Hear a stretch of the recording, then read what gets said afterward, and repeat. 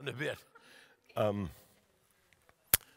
Oh, skits and drama. Like if we have a story about James, and like my stories, they repeat James a lot.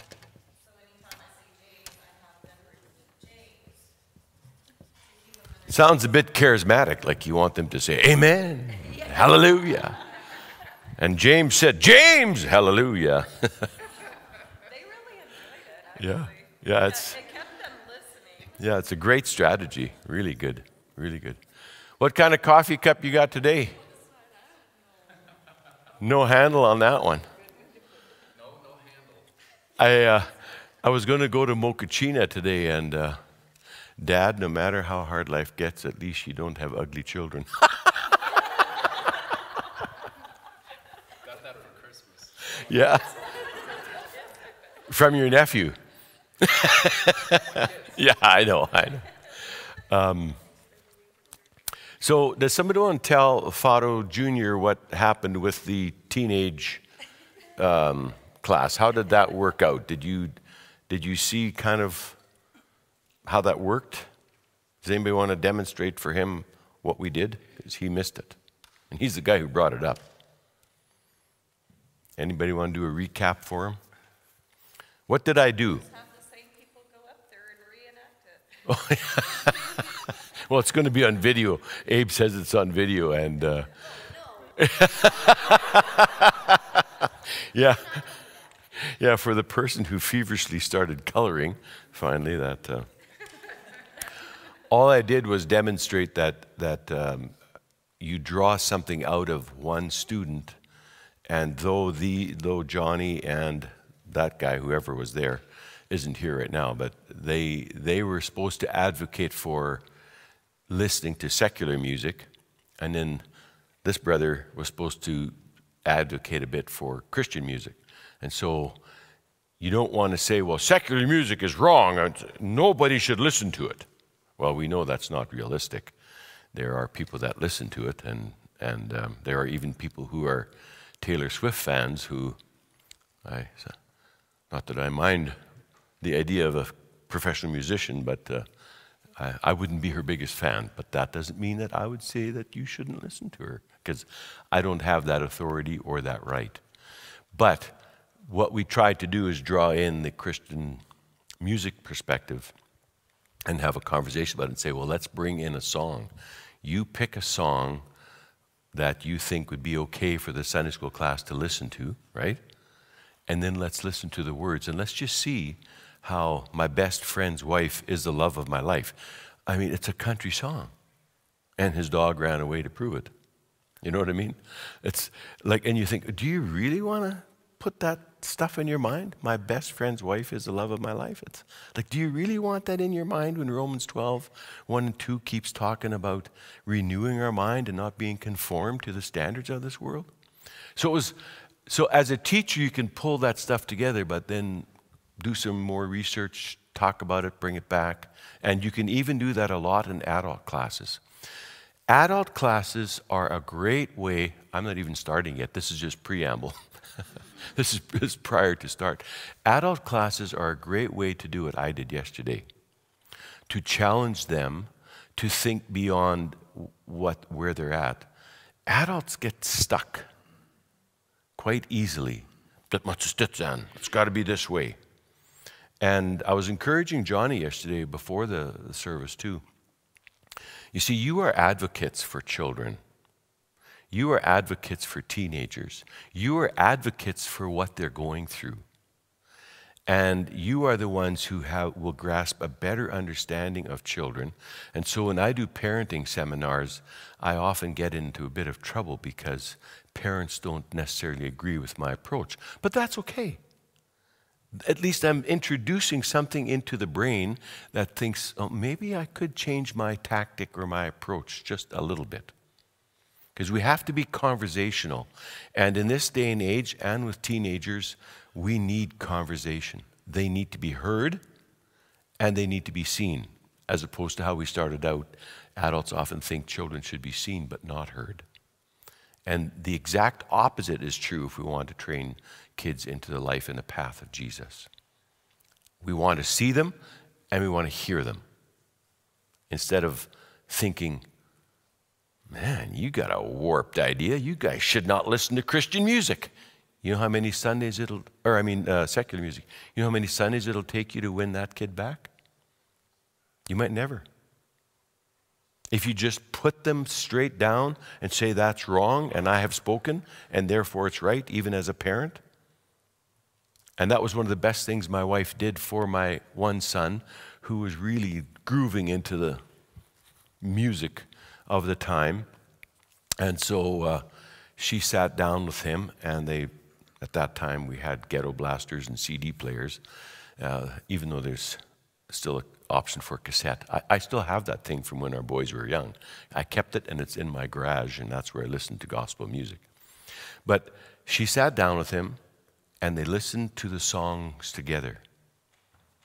And there were a few places he squirmed a bit, even just because there was language in there, or there was connotations about things that maybe were pointing towards drugs or alcohol or sexual promiscuity. And as he squirmed, they talked about it. And it was a brilliant thing, because next thing I knew, and we couldn't argue with this, next thing I knew, we were listening to Third Day. Have you ever heard of that music group, Christian group? Dot Bumston, Donut and Voltnich. And I'll tell you, he felt now he had the license to crank that stereo up. And you know what? We said, yeah, go for it. Because now Mac Powell, the lead singer, was preaching through a message of song. And that is a loud band. And so when they came to Winnipeg, he said, Dad, I want to go to that concert. I said, okay, I've got 4 tickets. Let's go. He says, what do you mean you got 4 tickets? I ordered them before you asked. I mean, my heart felt like it was falling out of my chest when we were listening to this band. It was that loud. But hey, they were praising Jesus. And I'm going, this is good input. This is good input. And now, in his home, any time of day you walk in there, between him and his wife, there is some kind of Christian music thumping. I mean, some of it's more praise worship. It's a little bit calmer. It's not full Third Day. You can hardly hear yourself think. But what a tremendous way to transition that, right? It's not like that. Good morning, by the way. Welcome here. Bit of a quick turnaround from last night. We stayed a bit after, went more towards 9:30 yesterday because the food is so good. Thought, you missed that. Let's pray. By the way, thank you to the sound guys and the video guys. Really appreciate you being here. And, it's, you end up sometimes thinking I'm listening to all the stuff vicariously, and yet it's really happening. So thank you for coming and taking part. Appreciate it. And they even smile sometimes and laugh when you guys do funny things like you did. Heavenly Father, we are grateful this morning to be your children.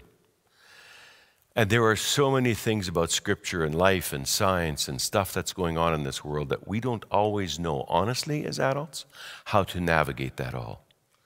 And so if we think about our children and our teens and those who are becoming teenagers and those who are transitioning from teenagers to adulthood, it's tough for them. We want to be listeners. We want to hear them. We don't want to just see them. And we want to make points of contact, whatever that means, whether we see them in grocery stores or at Fleet Farm or at the car wash where most Texas Mennonites meet.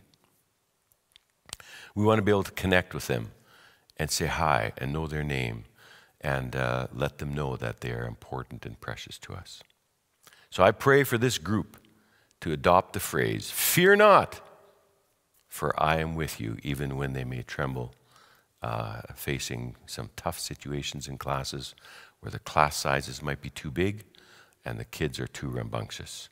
Guide them and give them energy. Give them lots of energy.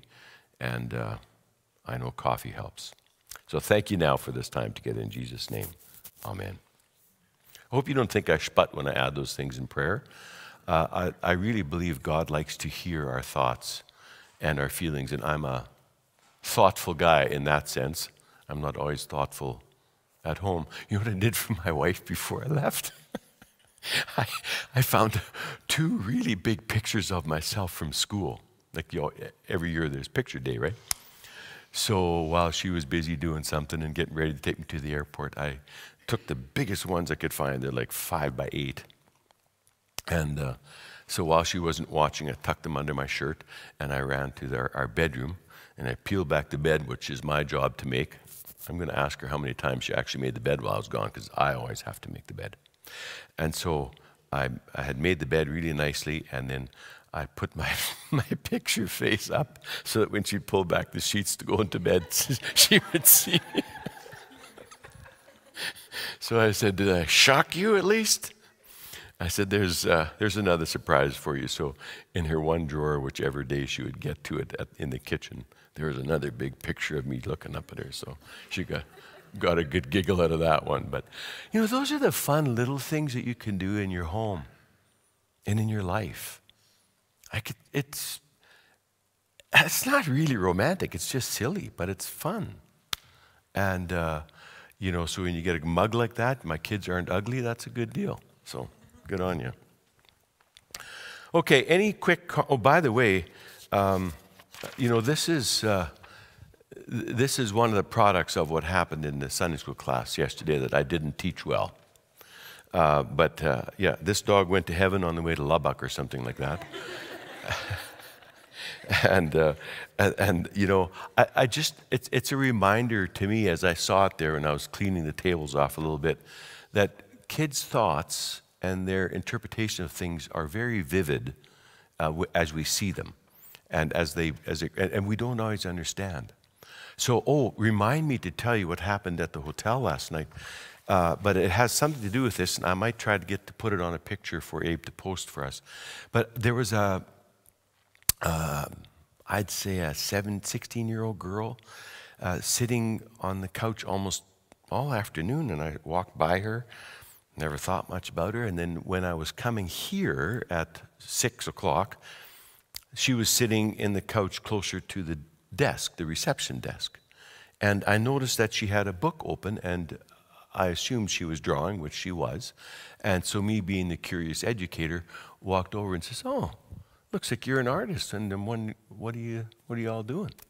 And she shyly, she was not what I would call a confident teen. Like, I think she was really a loner. And she kind of gently held her book open to me, and I saw, wow, I said, "You've got talent. This is amazing." So I said, "Keep it up." And I walked off to come hang out with you guys. Got back last night around 9:30, 9:45, and she was still sitting there. And I says, "Oh, you're still here and you're still working on your art." I said, "You must be waiting for your sister, the receptionist. Am I right?" And she goes, "Yes." I said, "So what have you been working on?" So I looked at the one page. Pretty good. I said, that's what you worked on all evening? No. Flipped over the other picture. She had drawn a picture of me from her memory. And I said, "I have a feeling that that's me." That's how good she was. Well, I didn't look necessarily that good, but it was a picture of me, and she had written a note on there, and I felt quite emotional. Some random dude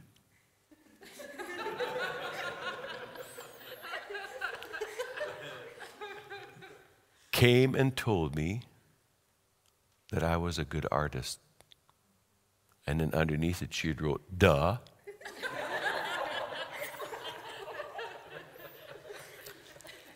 The word "duh" was not about me being a random dude, but about someone complimenting her and taking interest in her work. Like, I was overwhelmed at the power of such, or so few words could have such an impact. So I'm going to give you this back and say, what a nice artist you are. Thank you. My mom will put it on the fridge proudly. Her mom will put it on the fridge. There we go. So I'm going to try to get, at break, I'll try to get Abe to get it onto the screen so you guys can actually see it. By the way, is somebody missing a U.S. Postal box key? It was found on the gravel. I don't know about which area. It was like right in front of the door on the concrete there. Oh, okay. So I don't know if anyone is missing Okay. from this morning, last night. So if you can't get into your post box, you know it'll end up perhaps in the secretary's office. John, if you can open it, because I don't think she'll be here.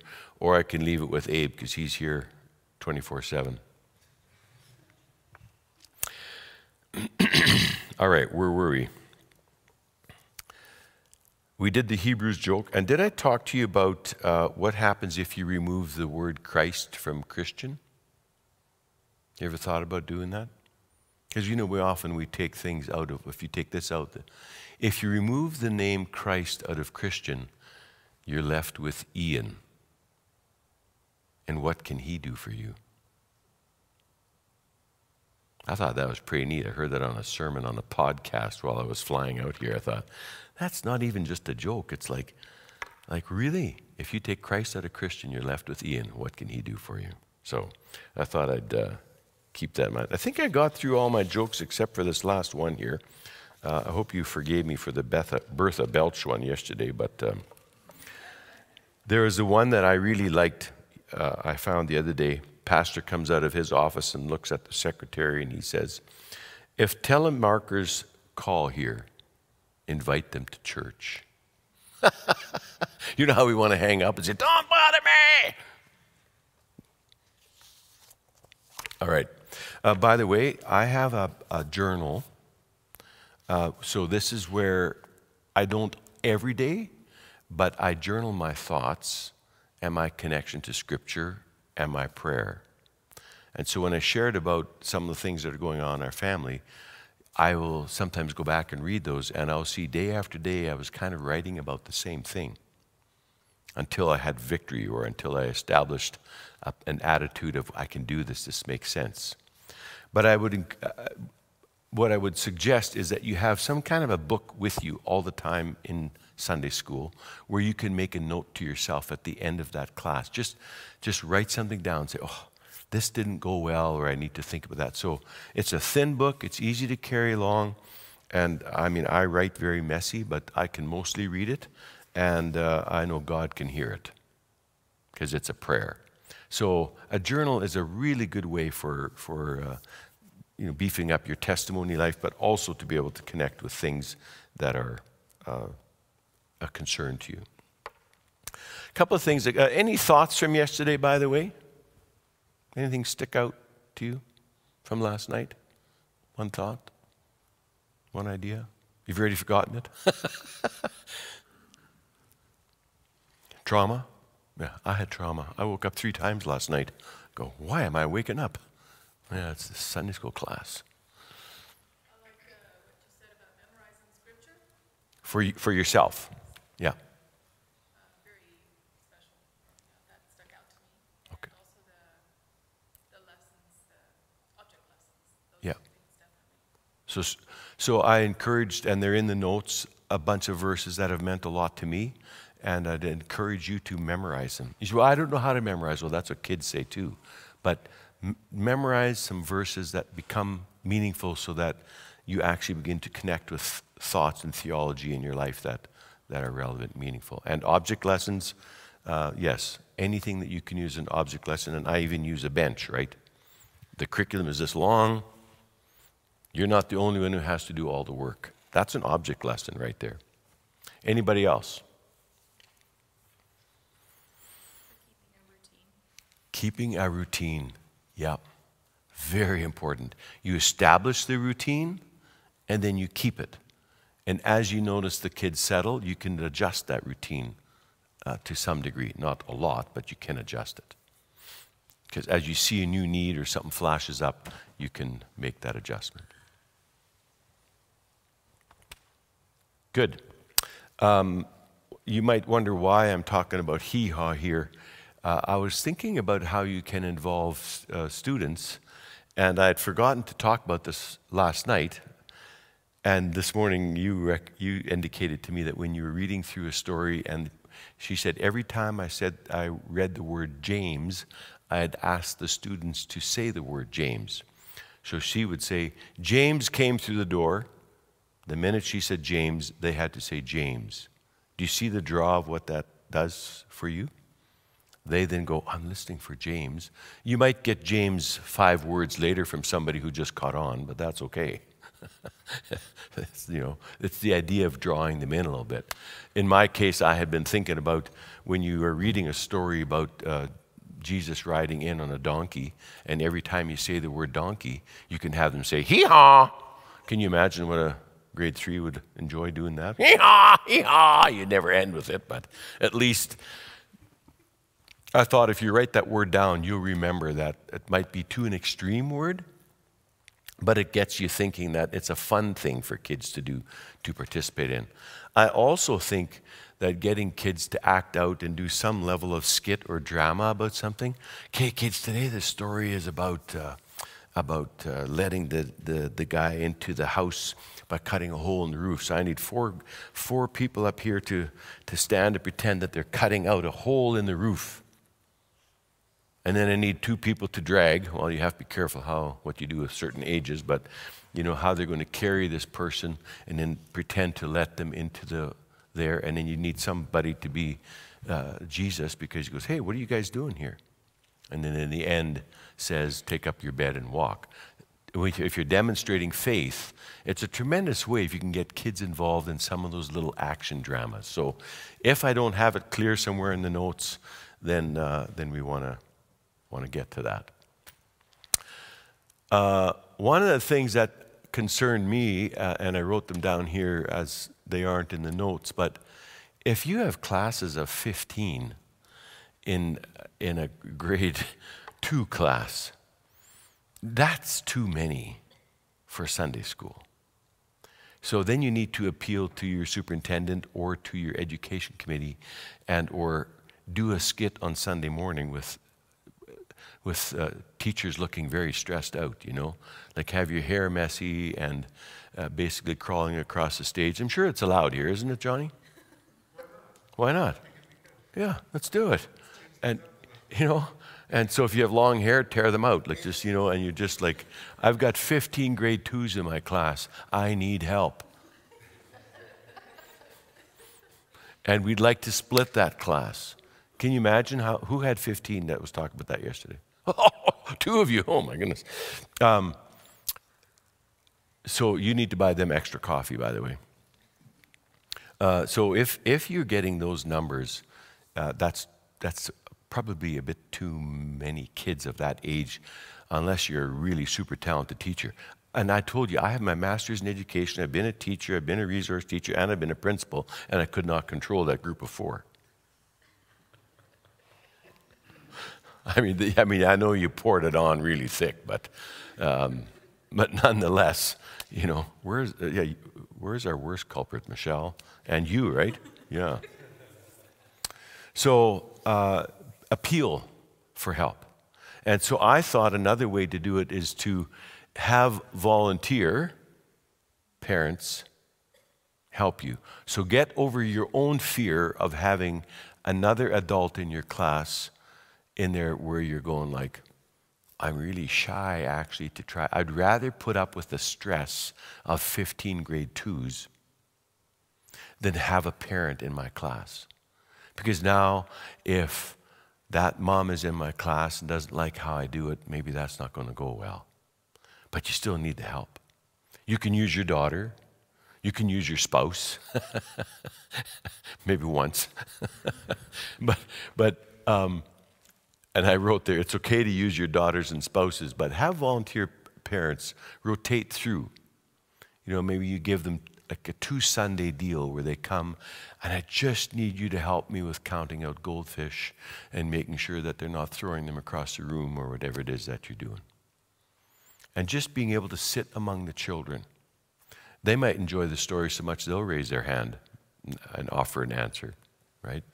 So don't be shy to do that, because it's a bit of a thing maybe of pride where you're causing yourself to have more stress than you need by not inviting somebody to help you. So I really challenge you to think about that, because if the education committee can't find you more teachers to split the classes, you at least have to do this. Now your daughter, you said, helps you enough that you're okay with it, right? Yeah. But if you don't have that thing, or maybe you need to get after your youth pastor and see if there are any youth that might be willing to volunteer to help you. Because you might be more willing to say, I'll have a 15-year-old in here who can at least sit between the children. And that gives him a chance to also say to kids, here's a point of service. This is something that you can do, because part of our goal for our youth is to have service opportunities. Well, you can go into Mexico and build houses and huts or whatever they do to help out in orphanages for 2 weeks, which is great. But what about the poor Sunday school teacher with 15 kids tearing her hair out on a Sunday morning? And not having joy on Sunday morning, waking up going, yes, I'm ready to go. Now you maybe think I have a false sense of energy and that I have ADD. No, this is me. I am an energy person. My wife begs me quite often, could you at least give me like maybe 20 minutes or half an hour to wake up before you start talking? Like, I've got ideas by 6 a.m. and I'm, drinking my coffee and I'm full of caffeine by that time. And when she gets up, I'm like, hey, what do you think if we do this today and we do that tomorrow and we buy that trailer and go over there? She's like, okay, Ellen, I'm just like, I can hardly see the door. Like, just let me, But seriously, try to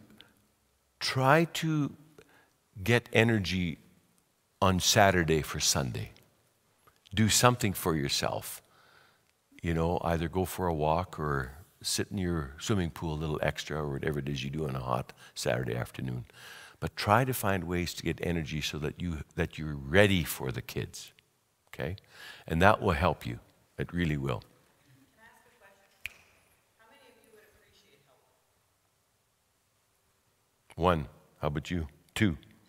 Would you appreciate help? Well, I have help. My daughter helps me too. Okay. My class moved on. I'm good now. Now I don't have 15. What do you have? I have 10. Like the max I've had in that group is 5 kids. Oh, I'm Yeah, getting you're good. She's good. Okay. I want to see promotion after that, then like get like a feel of the kids, like if I notice them. I'll request if I need it. Okay. So you at least raise your right hand and speak after me, everybody. If I need help, I will seek help from the following options. My daughter, my spouse, another volunteer parent, and somebody from youth. And I'll ask for a split class if I have to. So we stand. Amen. Another question was, how do you get young people and older children to get involved with discussion? And even in adult class and in youth class, I think that can be a bit of a problem, because if that class is a bit bigger, now in grade 2 and 3 we can tell there's hardly a really great way to do discussion. But in adult or in classes with older kids, how do you get them to dialogue? Because you can say, I've got this great topic today. Are those bones really real in Drumheller, Alberta? Do they show dinosaurs that some kind of animal roamed the planet 30 million years ago? It's a big topic. Now, you may have to pass that by the church board if you want to go talk about that, because if your church board says that the world was created in 6 years, 6 days, and those dinosaurs never happened, well, then you shouldn't do this topic. But kids are thinking about it. They're hearing about it. And so you might start splitting, if you have a group of 20 as the kids get older, or in Fado's case, I think he had 14 kids. You split them into little groups of 2 or 3 or 4, and you have them talk about some questions you've listed, and then somebody has to report them, or if they're too shy about those questions or those comments, then they can draw them on a poster, and then you put the posters up, right? You put the posters up onto a wall, and now you say, okay, this group suggested that these things were, that somebody started digging these into place, years ago so that we could pretend they were dinosaurs. This group said, well, there must be some evidence that dinosaurs or some big animals lived a long time ago. How does that fit into creation?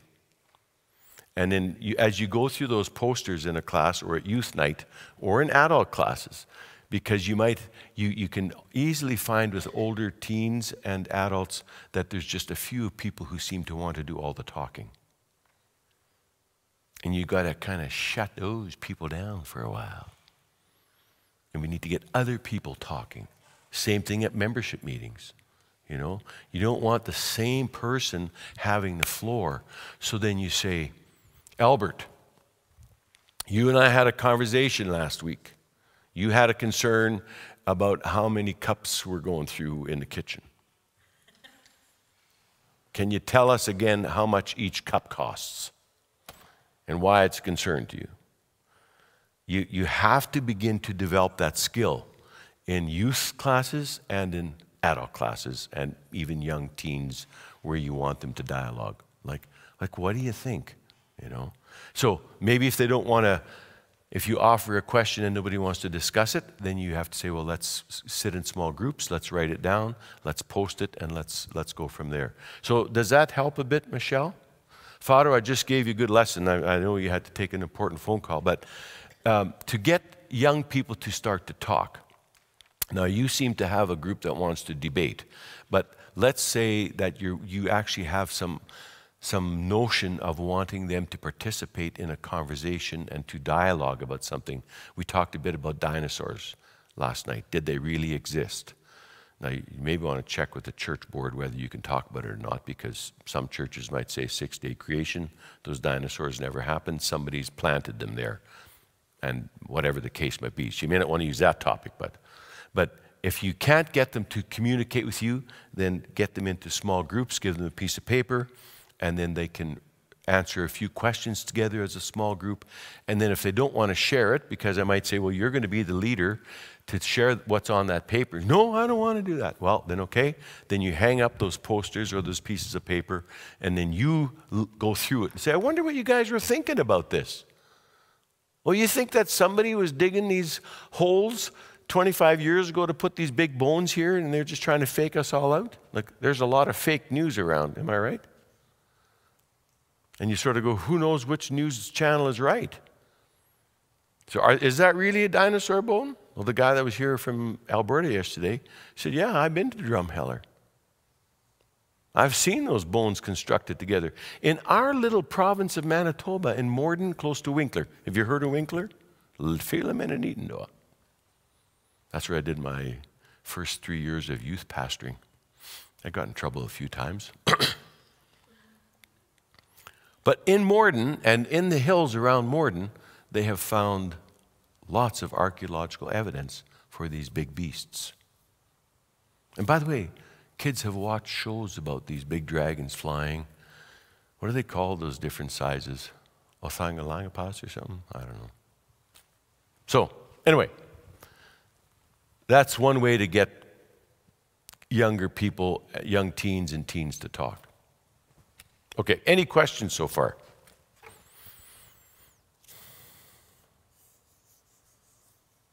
Okay, good. We were somewhere here on, today we're doing round 1 and round 2, where the 1-year-old teacher talks to the, or babysitter, talks to the 2-year-old babysitter. And then is it a 3-year-old babysitting class, or is it actually Sunday school by age 3? Is Sunday school class? So that teacher will talk to the age 4 kids. And then here, I've kind of left it, I didn't always know if it's age or if it's grades. So 5-year-olds would be kindergarten. Do you do it by that kindergarten, or do you do it by ages? Okay, so this is pretty close then. And 7 to youth and 8 to youth, I don't know quite how that works. And then adults with Eldon, you know, if you want to talk some more, and the education committee, but I don't see anybody here from the education committee. But then we're going to do that for about 10, 15 minutes, where you get a chance to talk to the student, to the next year teacher, and hopefully they're here, a little bit about what you're giving them. You're smiling a bit oddly about this. You're giving up 15 kids, right? Only 10. Only 10. And to you, a teacher who was debating for a long time whether she even wanted to do this. So do it nicely. And then we'll switch around a bit, and then the grade 1 teacher, the 1-year-old babysitter can tell the adult teacher how to do things. But then we'd have the 2-year-olds to the 3-year-olds, 4-year-olds to the 5-year-olds. So it should work out if we do it in two rounds. So we're going to get to that as well. Did we finish number 8? I don't think so. I don't think we got to number 8. We finished 7. This is an unusual way for me to teach, but I don't usually teach off of a paper because it's the very thing I told you not to do, is to take your curriculum and read out of it. But it was getting too confusing with using my overhead and for you to take notes, so I thought, I'm just going to do it this way. I'm not sure how much of your lesson time or your Sunday morning involves memory work. Is that a big thing in your curriculum and in your Sunday school classes? It's there, it's good. How much pressure do you feel to do it, and how does it work? Who's having some really good success with that? By the way, I'd like to hear the adult teacher first. How's the memory verse work going in adult Sunday school class? Okay, so first of all, I am substitute adult Sunday school. Okay. Okay, so he's given us you're really excited now, aren't you? No, I just want to make that clear that I don't always teach adult. Yeah. Pastor Harms has been teaching it for the last year.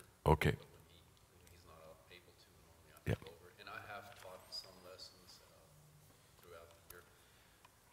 But the memory verse is terrible. They absolutely do not take that seriously.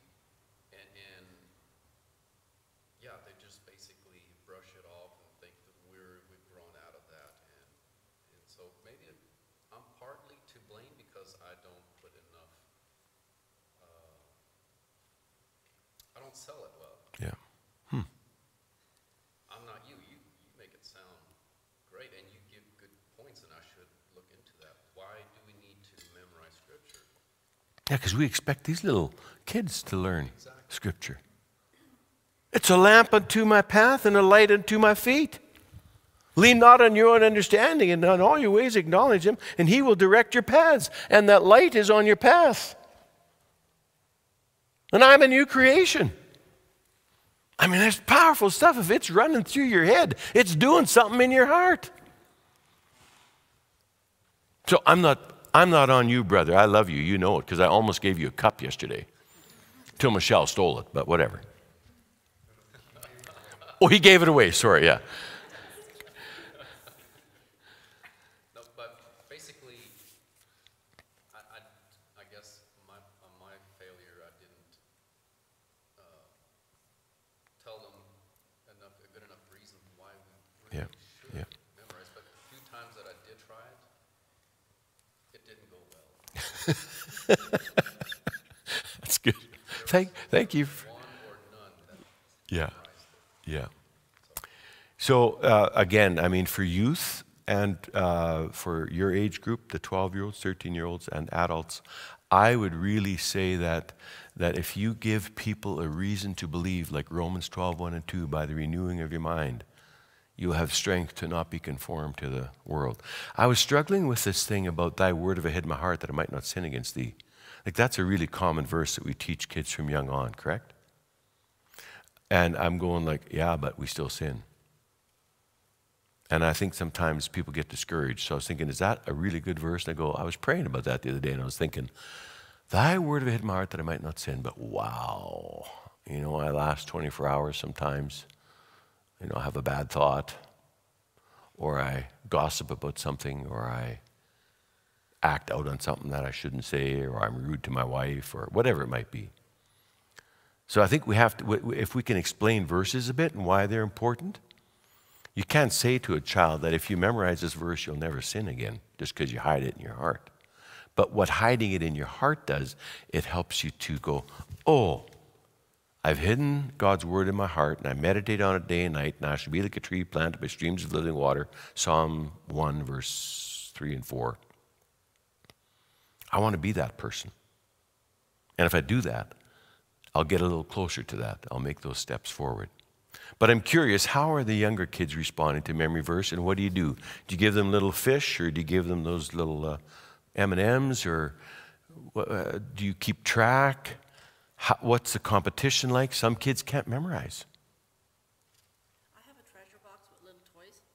If they know the verse, they get to choose one out of the box. But you can give the verse to all the kids because our curriculum comes with the verse every week that goes with the story. But you can tell from it is the home. Yeah. Where the parents are involved, they will learn the verse. So how do the kids feel who aren't able to recite it? They see the same 3 kids going to the box, and they can, put their hand in there and, come out with something. That was an object lesson, by the way. How do they feel? What do you do about that? Like I know we need to keep things motivated, but what about those kids that don't, or haven't experienced the home life that would support that? What do we do about that? It's really sad because they're like, oh, they always get a prize. They accept it and then they just move on. Can you hear her?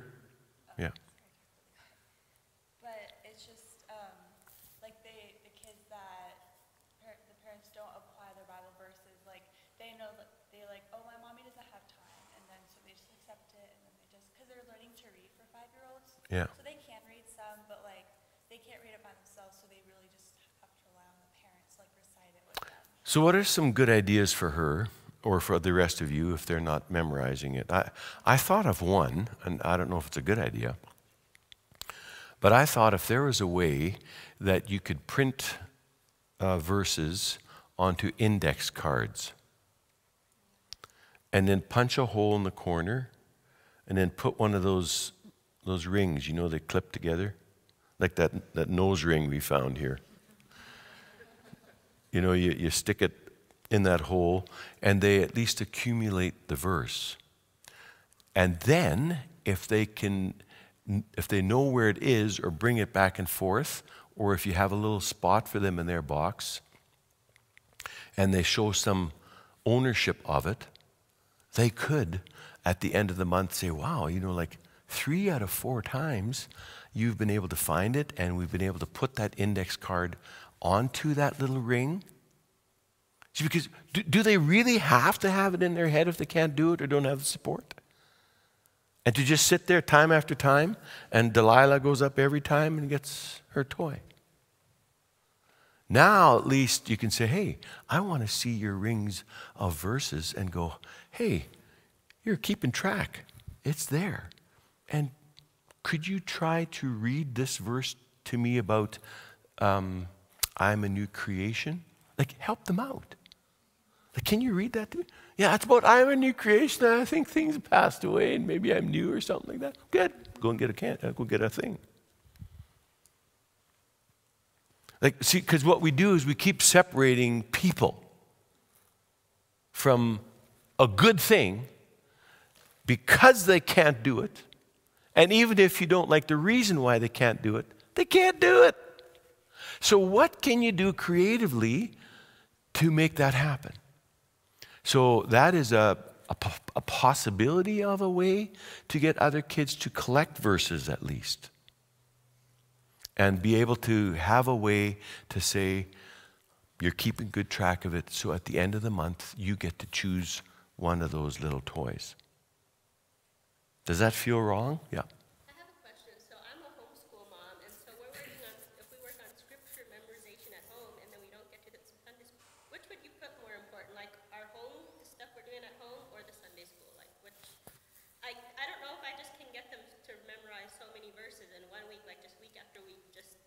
if it can feel. Okay, you're the teachers. How would you respond to this wonderful, wonderful, wonderful question? I have a response, but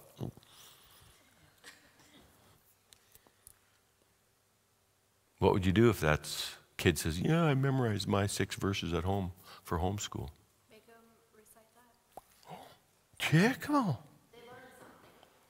Yeah. They learn something. Yeah, but it's not according to the curriculum. I think it'd be okay because you learn 6 verses instead of 1. Would it be unbiblical to do that? Because it's from the Bible, so it can't be unbiblical. I like that. Thank you, because that is something we have a hard time with, because I am doing a lot of biblical work with them at home, but then I don't maybe put the focus on the Sunday school verse like I should have. No, I would support. I'm pretty excited about that. That's a great idea, as you can tell. Can you live with that? Can the other kids, how do you explain that? Why is Jacob saying a different verse?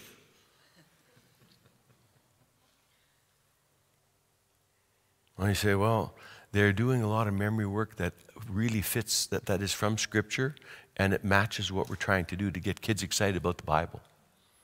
And so to just add more verses that are, this works out really well. Yeah, wrestle with that. And I would say if you're probably not the only homeschooling parent in this community church. Are you? No. Oh. There's more. Could this help every homeschooling parent? Would you be happy with that, We Michelle? also have a lot of private school kids that do the same thing. Oh, and you have a lot of private school kids that do the same thing. Hallelujah. I think I think we're done for the day. We all get an A. Except the adults. We, yeah, or the teens, yeah. You know what, Johnny, what we did when I was a youth pastor, which when I first started it, people were pretty uppity about it in my sponsoring youth leader group. We decided that we were going to do memory verses, and we just invited students, our young people, to come 1 hour before youth started. So if you wanted to do a bit deeper work with memorization and considering, sort of learning to pray and do those kinds of things, we would meet from 6:30 to 7:15. And we would memorize the verses together as youth leaders and as kids. Yeah, now ask me the next question. How many kids showed up out of 75? Well, thank you for asking. 12 to 15. That's a good percentage. Yeah, I was hoping someone would say 0. No, they came. Because they liked us as sponsors, and we were part of it, and we all practiced memorizing those verses as adults. We said, if we want the kids to do it, we got to do it too. Yo. So I had this last year with my kids. I bought these binders for my kids, and it's got like. That is very cute. I created the dividers for them, but there's. So one of the things I had them do was, so I tore out. How much were those little booklets? They came in a package of. There were a lot of them. I forget how much they were. Okay. But they weren't. I forget how many there were. About 24 binders, and they were like $67. Oh, wow. On Amazon. So I bought each of my kids one of these, and then I told them, and then I tore out all these pages, and in each class I told them they had I tore these out for each student, so they would have them ready for them for each class. And then one of the rules was that they would have to at least cut out the Bible verse, and the Bible verse is always On a nice small, yeah. They had to at least glue the verse or, yeah, onto onto cards. Chickimo. At least do that. If they didn't do at least any of these things, had to at least glue the verse onto their page and take it home. That's brilliant. The Did girls, the girls participated and they loved it, but the boys, I had no participation from the boys. Maybe you put some NFL stickers on the front of those posters, those little binders. That's a pretty good idea. I just didn't have the money or the, like, to order stickers or to. Does the church give you some money for things that you buy? We have a budget every year For you personally or just for your group? for your class, right? For your class. Can you submit bills like that? Is that legal or does that you get in trouble? Pardon me? Yeah. And I had her daughter in my class. Yeah. Okay. I had her daughter in my class and she loved it. Yeah. And I heard from her sister Judy that she loved my stories. Yeah. But like I said, the girls participated and they loved it. And I could see them Yeah. like cutting out the verses And it actually gets them active even in class, right? And it's a wonderful idea. Yeah, hold that little thing up again. And maybe try to buy something that's a bit more male-oriented for the next group. I mean, they all came in different colors. I Yeah. let the kids choose what the color they wanted. Yeah. And I made these. Would you be opposed if some of them would stick on a sticker of the Turtle Ninjas or whatever? I told them to make it their own. They could Okay. add things that they Okay. wanted. But yeah, I mean, yeah, because I'm sure kids are aware of things that are happening in the world around them and the things that they like. So I'm not advocating for ninjas, but nonetheless, that's something you can do. Thank you for sharing that. That's awesome. So that actually is a better idea than mine. I have to admit at my salary.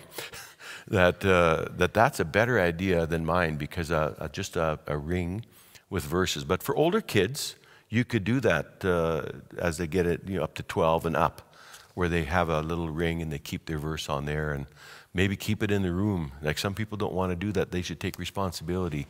Well, young people and children, I mean, how good are your kids at home even with all their responsibilities, right? Like you need to be reminded and you have to provide opportunities for success is what I call it.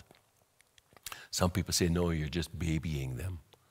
No, if you build those routines, it becomes part of them, but you have to provide. Like teachers get so upset at kids for losing their homework and not bringing it and forgetting it, and some kids just don't do homework in school.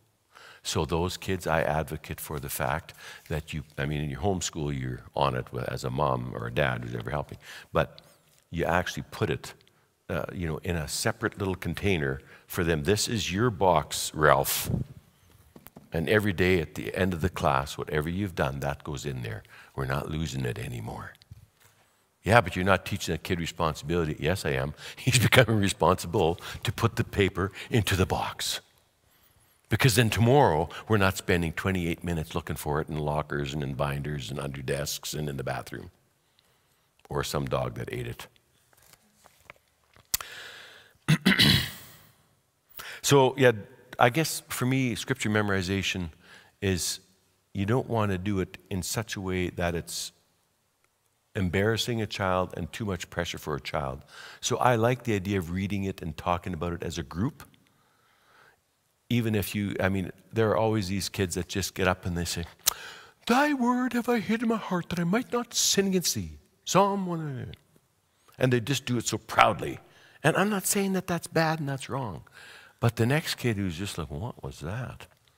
Let's do it together, first of all, so that everybody has recited it.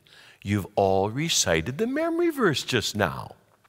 But now I'm going to give you a chance to recite it to me yourself. Are you with me?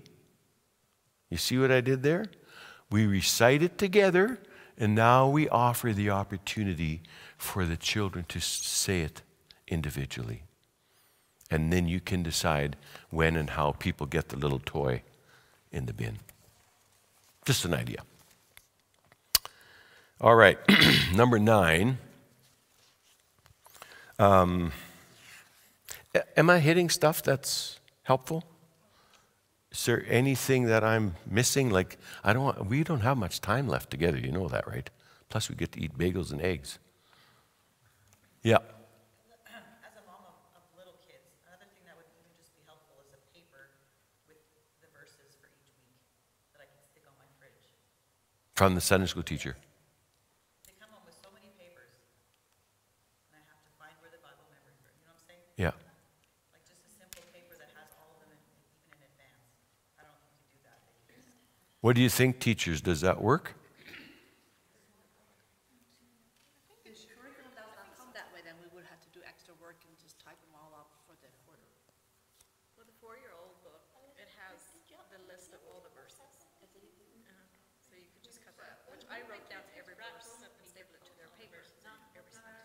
Hey, you really stirred something up here. I can't keep up with all the conversations. Well, this is good. Yeah. You know, Maria yesterday, the secretary, when I came begging for her help to staple things so that Johnny and I didn't have to do it, or Benny and I didn't have to do it, she said, this is perfect timing. I've done the bulletin, and I'm just waiting now to answer phones. I don't have a lot of work to do right now. I don't know if she could pull some of that stuff together for that. I have no idea, because some of that stuff might be online and electronic, and that would be a really great way to do that. So I don't want to put anything on Johnny, but do you want to think about that? If the secretary can help with, just in between things, like when she's in between big projects, you know. Okay, but don't blame it on me. I don't want to get a phone call from Pastor Dave. What else are you doing? But if that helps you to get that together, but in your case, you said that it was listed in the 4-year-olds. So if there's an easy way to do it, you can handwrite it. You wouldn't want to use my handwriting, but your own handwriting is probably better. Just make sure you spell the book of the Bible right, because otherwise some of those are pretty hard to spell. I often have to look in the Bible to make sure I'm spelling Thessalonians right.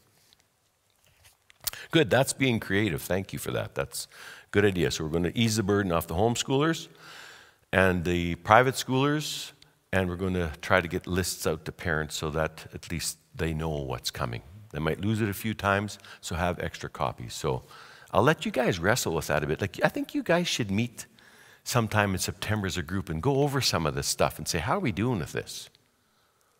Who's willing to lead that meeting? Somebody? Where's it? No? Okay. It'd be nice if someone would lead that meeting and say, let's get together sometime in September and just talk about some of the stuff that we talked about so that we can talk about it some more. And then finally do something about it. But I think you should ask your superintendent to meet with you, maybe middle of August or middle of September after you've had a bit of a time with your kids and say, hey, here's some of these ideas. We don't know whether we're getting ahead on this, but could you help us with that? Abe's gone. Do you have my website stuff online there? Yeah. Okay, check them all. All right, so this is called Future Flying Saucers, Bible Object Lessons for Kids. Write down that website. Can you zoom in on the website, brother?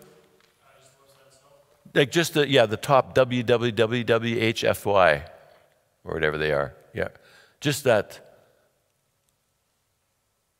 Oh yeah, that's about as big as, can you see it? Future Flying Saucers.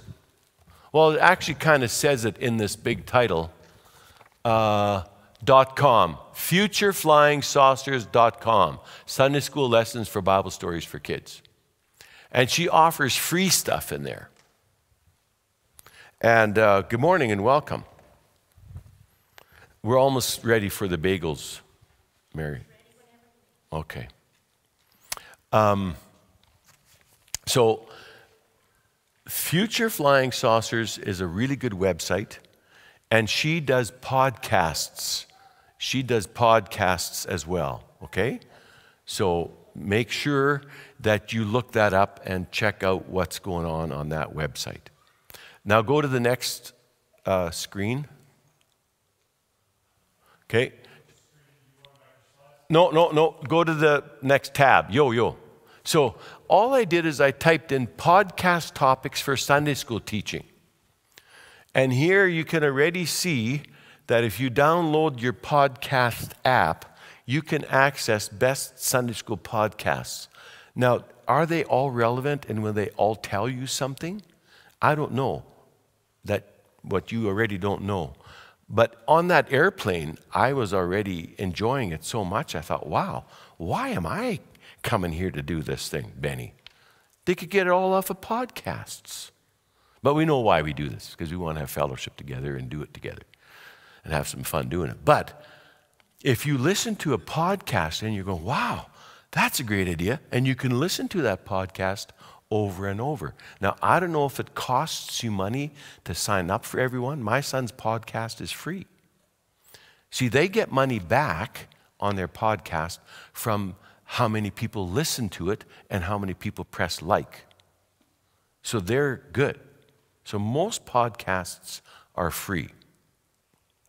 And I would really encourage you, I don't know if you use Google or Microsoft or Edge or whatever you use for your main website search thing. Look at that. It's current. It's 2024. Like, we're not talking 1953 Sunday school when I was going to Sunday school. So explore that. That's something you can do on your own. Now, I know you're busy and you think, how do I have time? Well, I mean, you were flying to Houston yesterday, so Father, I don't know how you... Did I call you Peter the other day? And your name is John, right? You called me bold. Oh, that's because when you saw you walking, the shade was there, and I'd only met that guy once, and you looked big, and you filled the doorway. That's why I thought of that. Are you okay with me? Have you forgiven me? Oh, yeah. Okay. But while you're driving, and a lot of you people go to Lubbock, apparently. Once a day.